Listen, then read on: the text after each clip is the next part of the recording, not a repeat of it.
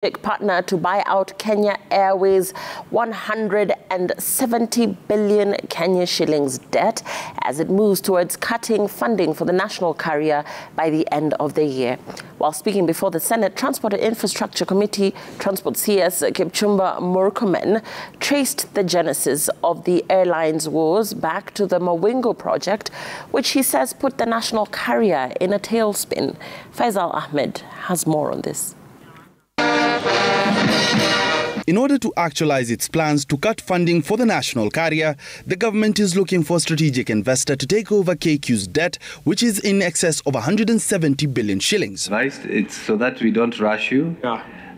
Appearing before the Senate Transport Committee, Transport CS Kipchumba Murkomen stated that bad investments put the airline in its current financial struggles.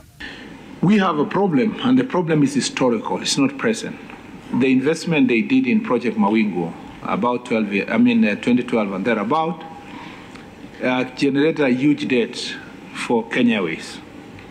And this debt is holding down the company from flying higher, because for every revenue they get, they must pay this debt.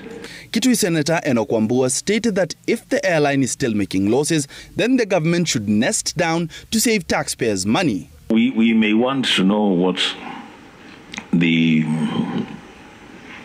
magic will be on your part as now the sitting minister in charge of that facility. And the question that Kenyans are asking are very basic questions. Shouldn't we let this airline just go down and start afresh? Or what is the magic to get us saved in the skies?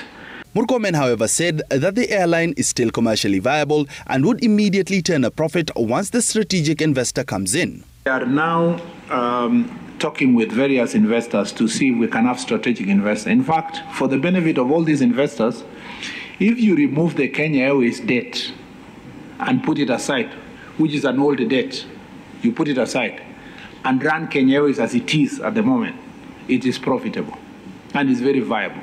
And it will be able to get more equipment to service the routes that they need to service. The problem is it can't do this because it inherited a huge debt, which is almost 1.6 now. It stands at $1.6 billion. If you remove that one from them, and we find a ways of doing so, the Kenya Airways as a company can be very, very profitable. Murkomen added that they are looking at renovating and expanding the Jomo Kenyatta International Airport to bring it to world-class standards. The rehabilitation process is going on. It will continue, but we are thinking of getting a private investor to do a second terminal, and whether or not we need a second runway is still being debated, but a second terminal is needed urgently through PPP to make sure that we take advantage. Faisal Ahmed, Citizen TV, Nairobi.